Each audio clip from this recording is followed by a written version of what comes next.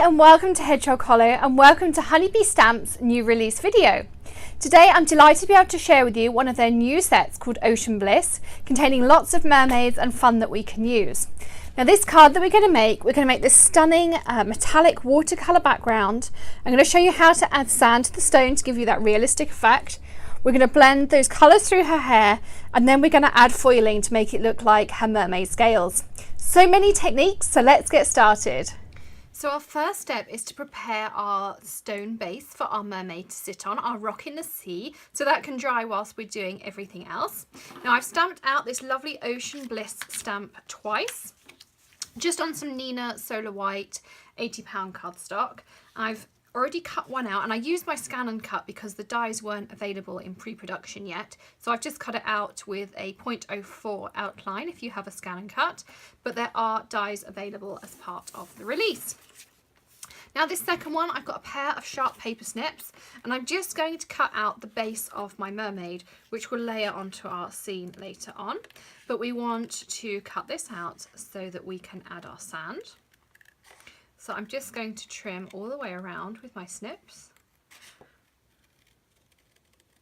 And I'm going to just make the top domed because we will stick our mermaid over the top, as you saw in my sample. And there we go. So that is our stone base, which we can add our sand to. I'm just going to use a Teflon mat, which I have here. I have a piece of my large sponge, which I'll link up in the supplies list. And I have the sand that was part of the Honeybee Stamps release. Now for adhesive for this, I'm going to be using my Nuvo Deluxe adhesive. And I have a piece of plastic that is just off the back of one of the stamp sets. I just snip a piece off and I use it to put my adhesive on, things like that, and I can then just throw them away afterwards. I'm also going to add just a little bit of colour. I've got two Copics here, an E42 and an E31. I'm using a Copic because it won't move with the adhesive, which is water based. You could use a zig marker, but it will bleed when you put the adhesive over it. And what I want to do is I want to just add some colour all over, so anywhere that doesn't get the sand will still have colour shining through.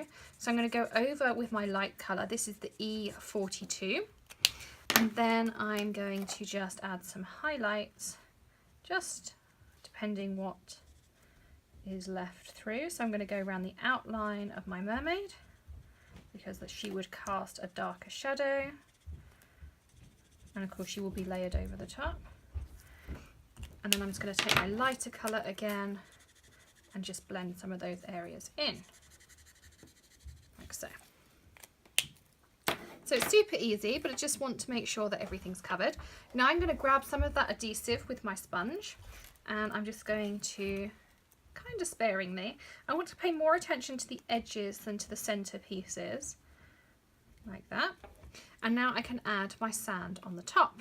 So for that, I've got one of my pink tiny trays, or red tiny trays. They now just come in a clear or a white rather than the pink, but they'll be linked up underneath. These are the same trays I use for embossing powder and all those kinds of things.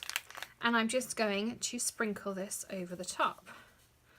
So some on this side, and then I'm going to leave it probably for 10-15 minutes whilst we do the other areas of this card. So there you can see that you've got that sand on there, if I lift this up there, but that nice Copic colour is going to shine through underneath. So let's start foiling our mermaid so that we can layer her onto our stone. So to get those lovely reflections on the mermaid's tail, we're going to be using some Deco foil. I'm using the Deco foil adhesive pen, and you just pump it out and you'll start to see the adhesive come out. The foil is the same, it's the rose gold that I used the other day. If you saw my post with waffle flower, then this is actually the same piece. You can see that dress through there. So you can just use all of your scraps for these kinds of things. Now I don't want a solid area, I'm not colouring in, I'm just doing some dots. And the great thing with foil is you can go back in as many times as you need to. But I'm just going to start with her skirt. The pen dries really pretty quickly, so I'm going to just put this straight down. I'm going to use the most solid area. I'm going to really press firmly. And the thing with foiling that you'll find is when it's ready, it almost releases itself. You'll keep pressing and pressing and pressing, and then when it's ready, when you lift it up, you'll see you get your nice solid image. And you can see if I lift this up towards the camera that I don't have a solid image, that I do have those kind of scaly looks to them. And what I will do later on, you'll see, is I'll take a Copic or a Sharpie, something alcohol based, and we'll just add a little bit more of that detail into there. But it gives that lovely, lovely shimmer to her fins. I'm also going to do the same just in here on her little top, and also on the flower in her hair, because we'll add some more colours with that in a second. So I'm just smoothing my finger over those two areas, and my flower's already done, and as is her top. So there we are, we've added lots of shimmer and sparkle to her. You can decide whether you want to do this bottom bit of the fin, but I want to do something slightly different in there. So I'm going to leave this dry just for a couple of minutes. So I'm going to colour in my mermaid with my chameleon pencils. I've also got my Spiker glitter pen as well to add some extra sparkles. I'm just going to pop these slightly out of shot so that we can colour in our mermaid. And I want to use some purples and some pinks. So I'm going to start with these, which are number 11, 12, 10, 11 and 12. So I'm going to start off, you have a light end and a dark end with these pencils, so let's put all the light ends together. And then the idea is that they blend seamlessly into the darker end down here, so that you can get the perfect blend. You can also use Gamsol with them, so we'll be doing that too. And I'm going to start at the bottom with pink, like so. And if you go light, you get a light colour. If you press harder, you get a harder colour. So as I go up, I can press harder. And then I can add in some lighty pink, as a purple rather. And then I can press a bit harder.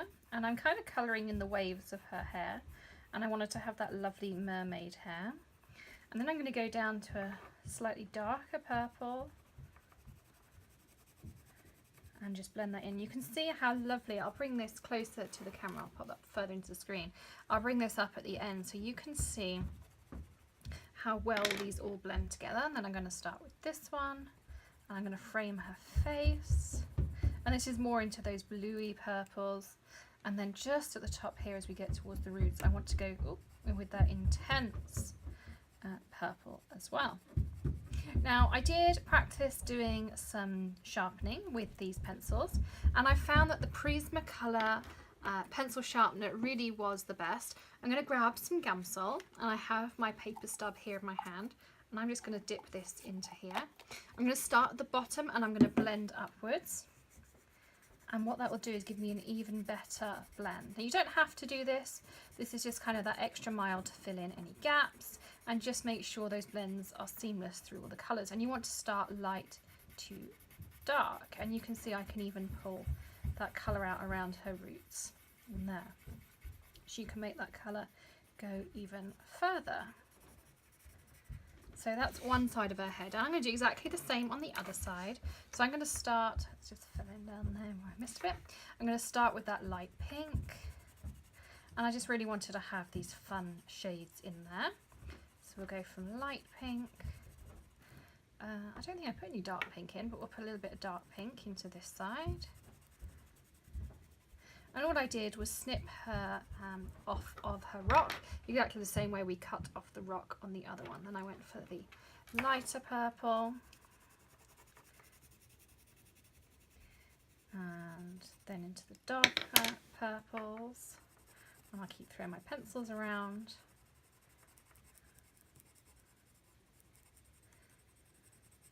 And I'm going to try to roughly match the other side, but it hasn't got to be exact. And this reminds me of a yarn that I've just been spinning in very similar colours, so match well.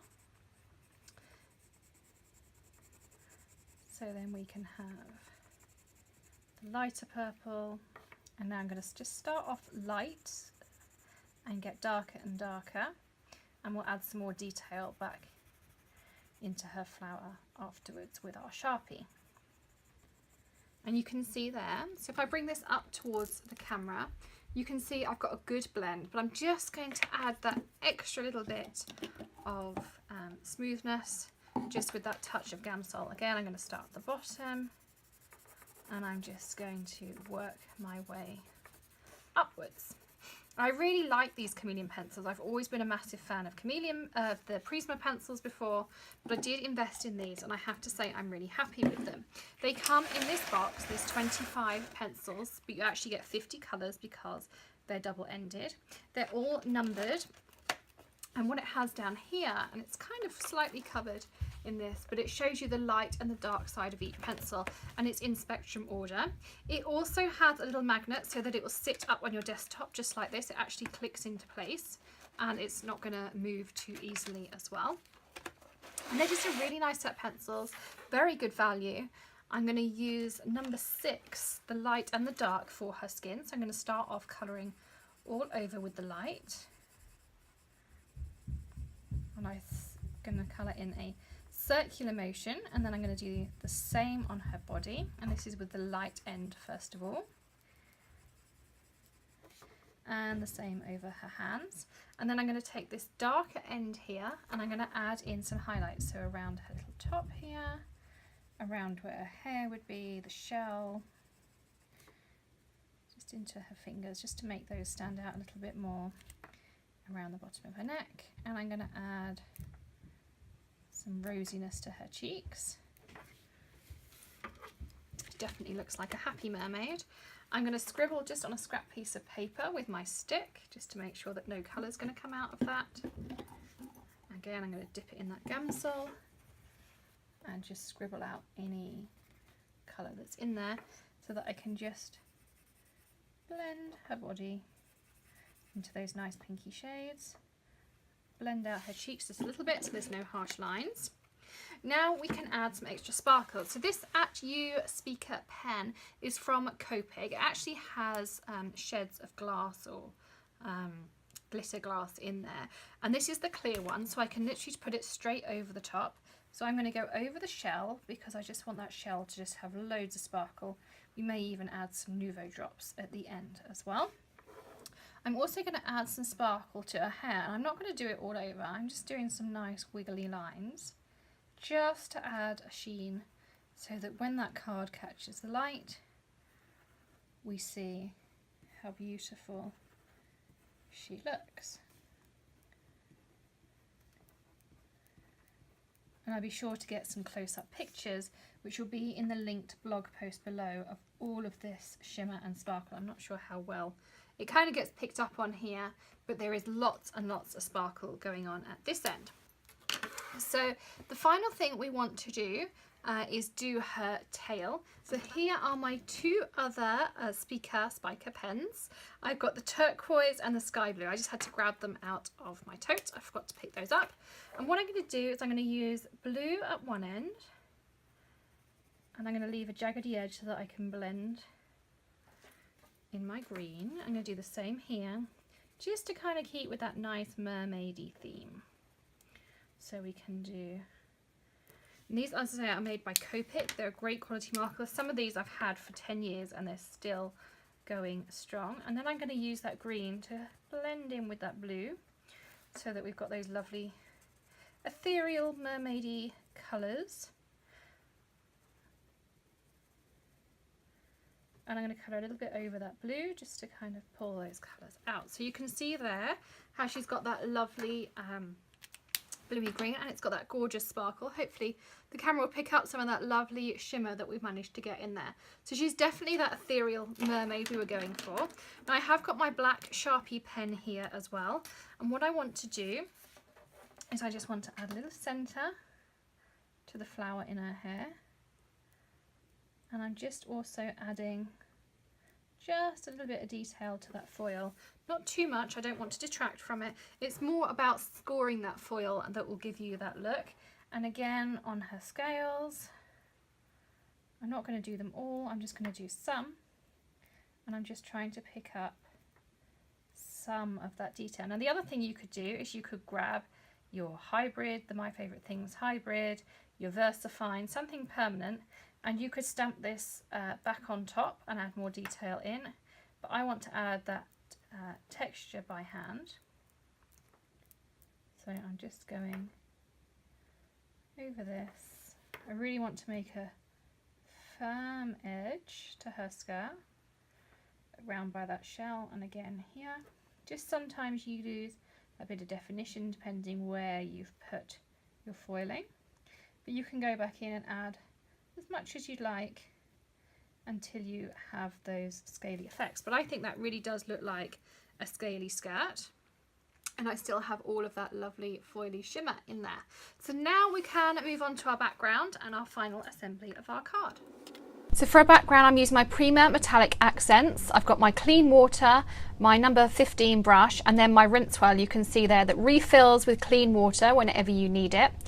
Now to start with, you want to wet your background. I'm using some Canson Watercolor Cold Press 140 pounds, and I am just adding some droplets there into my paint palette to activate the pigments in there. Now you can choose what colours you want to go with. My initial plan was to do the blue and the green like a sea, and then the pink, and I'm going to add some other colours in as like a sunset above, but you'll see my plan did change slightly, but we'll get to that in a minute. Now you want to keep working, and you can keep fading in. I made mine really wet so that I can hold it up like this and allow those colours to all blend together. You can do a stripy effect, or you can go with something a bit more like this, that I wanted them all to blend and to look kind of very ethereal and mermaidy. So I kept adding colour, I kept allowing them to drip. If they don't drip, just add more water, because the more water you add, the more they'll all run together. And watercolour backgrounds are definitely a process. So once you get to a point and you think you can't go any further, you can either just take some paper towel and wipe it off, or like this, I'm going to go in my Heat It tool, my Ranger tool. This won't move the watercolour around, but it'll just dry everything that's on there really nicely. And I'm working on a gesso board, and I've just masked that edge on there so I can cut it off afterwards. So once it's fairly touch dry, I'm just going in with some more colours. I wanted to add some golds, really going with that sunset idea, and I will show you what happened with that in a minute. So I then spritzed it with water because it just wasn't wet enough, and then I added more pigment to intensify the colours, and that spritz really allowed me to move those colours around, and I love how they've blended together. I've gone up and down so there's no harsh edges on either side, and just keep adding and layering that colour. You can dry in between as you saw me do. So I would just say it's a process, stick with it. You will get something you love in the end. And that's what we ended up with. So then I mounted it on a piece of black cardstock, which I've then mounted on some Neenah Desert Sand. The black cardstock is Lawn Fawn, and I'm using my Tonic Funky Tape Runner. Then I have a 8.5 by 11 half piece of Neenah Solar White that I use as my card base. Now our stone, I'm just using my Big Mama foam tape roll. Everything will be linked below the video, so do check that out. And I'm layering up my mermaid with some foam tape as well, and I'm then going to layer her double on her body part, because you've got one layer under the stone and then you've got one layer you want extra so that she sticks up, so you need double layer on there. Then we can stick her down, and I decided to do it the other way up because otherwise the fin in that blue and the green just didn't look right. So I decided to switch it around, but I still love how it turned out. Right, so that was a little bit wobbly there, sorry about that, but we're now going to stamp our sentiments on our Misty, so we can go ahead now and do that. There's some lovely sentiments in here. There's a Wish You Were Here and there's an Ocean Bliss, and I am going to heat emboss them using some Ranger super fine white embossing powder. I'm using my Misty corner just to make sure that's nice and straight, and then I can center up my here as well. These Misty corners are really great for getting a straight sentiment. So be quite generous with your powder tool, just in case mine was still a little bit damp. And then I've inked it up with some Versamark on the other half. And as I say, I'm going to use that Ranger Superfine White Embossing Powder to get it going. Then just use your heat tool. I've got the Wagner on order, the Hero Arts. I'm really looking forward to that coming. And then I just tidied it up with the powder tool. And of course I used my Judikins red tray. They're now white, but again, they're all linked below this video, so just check the description out. This is an old heat tool that I'm using that I needed when we moved to the States because ours no longer worked on the power here. But if you are looking to get one, then definitely go with that Wagner. Now you can see how sparkly our mermaid looks, and here is a picture of the finished card because I realised that I wanted to add some sequins. It was sitting on my desk and it needed a bit more bling, so here is our finished card. Thanks for joining us today, and we'll see you again next Saturday for another Honeybee Stamps. Happy stamping! Bye!